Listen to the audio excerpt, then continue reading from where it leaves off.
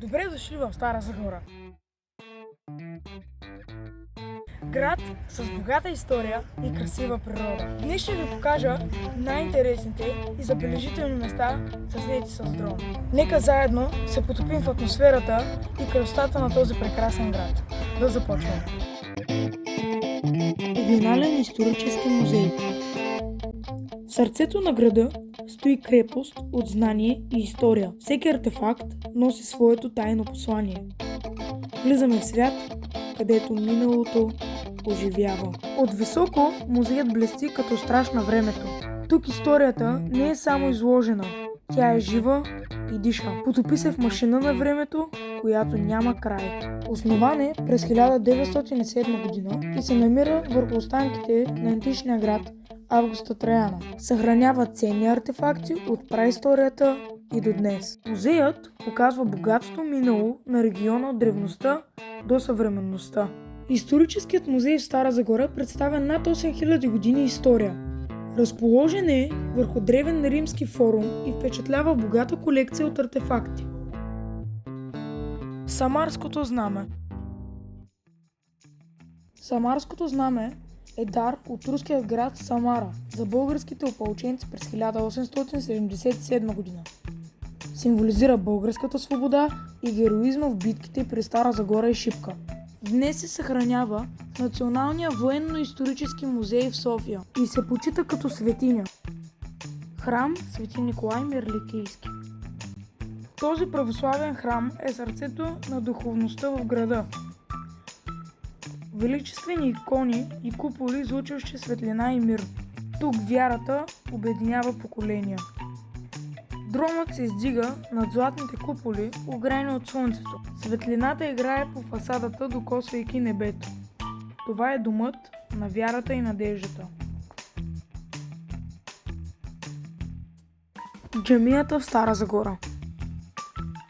Един от най-старите образци на ислямската архитектура в града. Стените й пазят истории за вяра и културен обмен.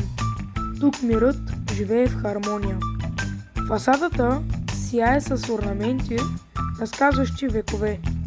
Това е място, където различията се сливат в единство. Разкопките. Всяка плочка пази древни римски спомени. Стъпваме върху векове, скрити под краката ни. Тук миналото шепне на всеки, който слуша. От птичи поглед древността се разкрива в мълчаливо величие. Тези разкопки са от 2 век след Христа и са открити през 1972 година. Централната градска алея. Центърът на Стара Загора е уникален, защото под модерните улици се крие древният римски град Августа Траяна. Тук може да се види автентичната улица, форуми и сгради на повече от 1800 години.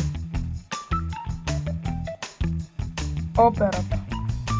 Операта в Стара Загора е първата извън столична опера в България, със своя първи исторически спектакъл Герган от маестро Атанасов на 1 юли 1925 година. През 1928 година е обявена за южно-българска районна опера, а през 1946 година придобива официално название Държавна опера Стара Загора. През 1971 година се открива новата съвременна сграда, проектирана от архитектите Михаил Соколовски и Борис Камеларов. Загорка. Езерото Загорка е изкуствено създаден водоем от 1952 година до 1962 година, захранван от реката Бедечка.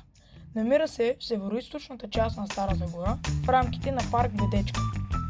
При изграждането му през 50-те години е планирано да бъде част от голям разкривателен комплекс с сцена, алеи, заведения и дори корабчета, което да вози посетители. Реализирано е самото езеро и част от алеите. Регионална библиотека Захари Княжески. Библиотеката е основана през април 1954 година. По решение на изпълнителния комплекс на ОНС Стара Загора, и отваря врати през 1955 година. През 1980 година библиотеката е наградена с орден Кирил и Методий първа степен. Художествената галерия. Галерията е основана през 1908 година, като първоначално е част от археологическото дружество Августа Траяна. Първите художествени творби са дарени още през 1909 година от художника Никола Стоенчев. Портрет на Кольо Ганчев, който представя началото на фондовете. През 1958 галерията става самостоятелна институция с първи директор Руси Карабиверов. Надявам се това пътешествие да ви е харесало и да сте се усетили магията на тези прекрасни места, които обиколихме. Надявам се това видео да ви е харесало и също ще се радвам, ако ми предложите друга дестинация, която да посетим. От мен е чао и до нови срещи и ще се видим в следващото видео.